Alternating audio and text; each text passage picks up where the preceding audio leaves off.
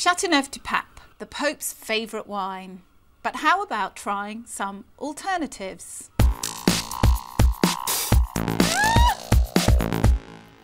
Hi, my name's Rebecca Dunphy with some tasty alternatives to Chateauneuf-du-Pape. The first thing I do is I look for what we call the satellite regions. These are the regions which surround Chateauneuf-du-Pape, and this is a Vacqueyras, which is called the little brother of Chateauneuf-du-Pape.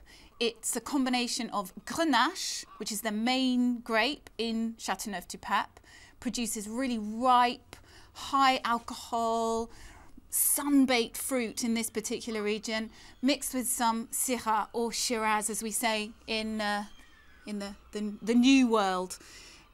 Let's have a sniff. Oh, it's almost sort of liqueur-like, cassis and berries, very, very ripe, sweet, hint of licorice, so like a Chateauneuf-du-Pape, spicy as well. There's no reliance on oak with Chateauneuf-du-Pape, and it's exactly the same with Vacqueyras. They're using old oak, larger barrels, so it's a fruit that shines through. It's really supple and soft, absolutely delicious, and it's from a very good vintage, 2007. Really watch out for that. Without exception, anything from the Rhone 2007 is going to be absolutely delicious. Now, the next thing I'd do is I'd look for something with a similar grape. We've already talked about Grenache. This is from Spain, and in Spain they call it Garnacha, and it's got a bit of Carignan as well, and it's from a fantastic producer called Torres. Can't go wrong with Torres. Screw cap, so there's no problem with cork as well. Let's have a sniff. Really, really fruity. Again, sort of ripe berried, not quite as sun-baked, a little bit fresher, and a little bit of spicy vanilla oak. But again, so supple and rich and spicy.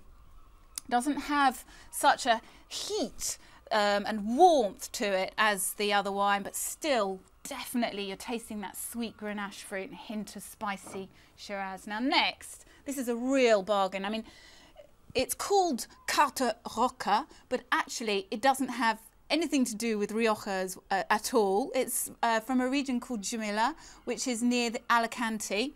Very, very hot, and they're using a grape called Monastrell. Now, when I see this in the supermarkets, I make a beeline for it because I really love the chunky, meaty fruit. And you've got it. It reminds me of Chateauneuf-du-Pape. So when it's discounted, it's about £5 a bottle, and it's stunning value. Again, look, similar colour. I mean, if you looked at the colour, you wouldn't be able to see any difference at all. Here you've got a bit more of a sort of plummy raspberry fruit. It's a Gran Reserva, so it's actually had a lot of oak. It's, I think, about 2 years in barrel. But it's 2004, so that oak has now softened and it's supple and spicy, which is what we're looking for, isn't it? That hot fruit, high alcohol. In fact, what is the alcohol? It's 13.5, which is pretty good going. Same as the Sangre de Toro.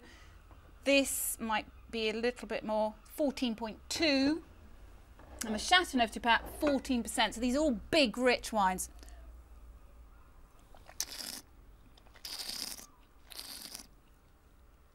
This tastes like something over £10, and as I said, you can get it for about £5. It's chunky and meaty and spicy. Monastrell is actually a grape that you find in one of the most famous Chateauneuf-du-Pape, which is Chateau de Beaucastel. It's a sort of a cult wine for those that like Chateauneuf-du-Pape. This is a fantastic alternative. In fact, all three are. So look at the grape, look at the region. These are Mediterranean wines, sun-baked, delicious. Enjoy your wine. Cheers, Rebecca.